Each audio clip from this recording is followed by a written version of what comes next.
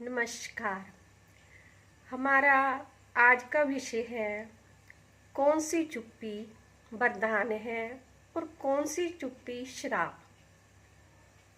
जवाब है, असल चुप्पी वह होती है जब ना तो हृदय में कुछ ऐसा बचा हो जो किसी को कुछ कहने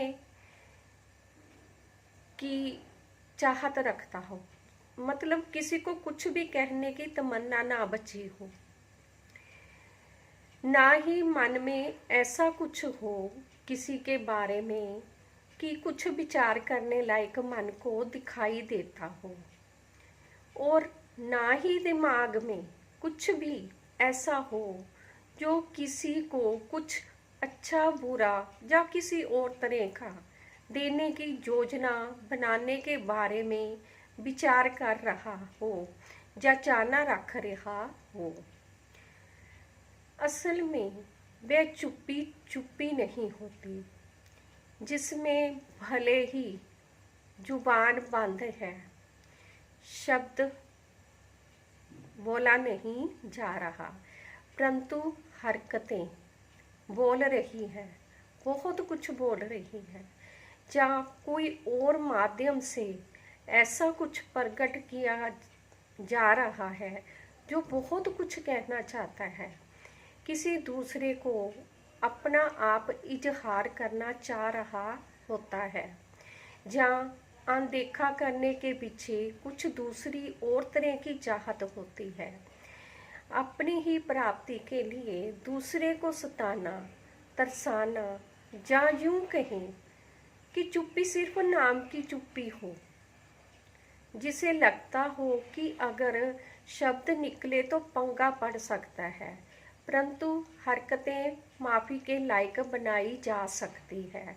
शब्दों को बदला नहीं जा सकता, परंतु हरकतों के कारण को गोलमाल करके आसानी से बदला जा सकता है, यानी कि हेर फेर किया जा सकता है, झूठी कस्में खाई जा सकती है, बात को किसी तरीके से बदला जा सकता है, टाल मटोल की जा सकती है, या इधर उधर करके काम खत्म किया जा सकता है। ना ही वह चुप्पी चुप्पी है जिसमें पहले किसी के जीवन का तमाशा बना दिया गया हो किसी के द्वारा, और वह भी छुप छुपा के उस व्यक्ति की यश कीर्ति सब खत्म कर दी जा गई हो, यानी कि ईर्ष्यावश अपने अनुचित मनोरथों की पूर्ति कर ली हो, और जब उस व्यक्ति के सामने ये सबका रहस्य खुला हो तो नाता तोड़कर किनारा कर लिया गया हो, ताकि खुद भी चुप रहे और उसके विरुद्ध बोलने वाला भी कोई किसी तरह का कुछ कर ना सके। ना आसपास को पता चलेगा, जब बोल चाल ही नहीं होगी तो कोई आकर बदला भी कैसे लेगा या कैसे बोलेगा, क्योंकि ऐसा कुछ उस व्यक्ति के साथ ही किया जाता है जो अनुचित कर्म नहीं करता, सिर्फ शब्दों के द्वारा ही अपनी भड़ास निकाल लेता है। कोई ये सब कुछ क्यों करते जा रहा है, वह भी जानबूझकर फिर अनजान बनकर बचाव करते जा रहा है। असल में कर्म तो सबके अपने ही है, हर किसी ने अपने कर्मों का परिणाम भुगतना है। बेशक उस इंसान को इतना परेशान किया जा रहा है जो कोई अनुचित कर्म नहीं करता, परंतु हाँ, शब्द जरूर तीखे कड़वे सख्त सच्चाई भरे बोल सकता है, उसकी जुबान बंद कर दी जाती है ताकि वह किसी तरह का न तब कुछ कर पाए जब उसके साथ अनुचित हो रहा था, ना अब कुछ कर पाए जब उनका भेद खुल गया है। परंतु ईश्वर और समय सब कुछ जानता होता है, इन्हें इनके कर्मों का परिणाम वैसे ही मिलता है जैसे ये दूसरों के साथ करते हैं। ये हमने अपनी आंखों से कई लोगों पर होते हुए देखा है।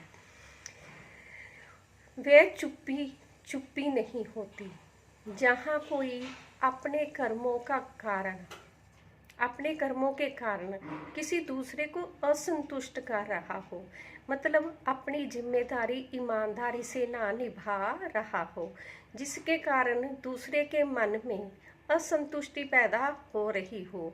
और जब वह प्रश्न कर रहा हो, किसी तरह के सवाल कर रहा हो उसके कर्मों पर, तो वे जवाब ना देना चाह रहा हो या टाल मटोल करके इधर उधर की करके बड़े आराम से बच जाता हो या इधर उधर निकल जा रहा हो। ऐसी चुप्पी साध लेना भी एक गलत ही चुप्पी या गलत ही परिणाम देती है।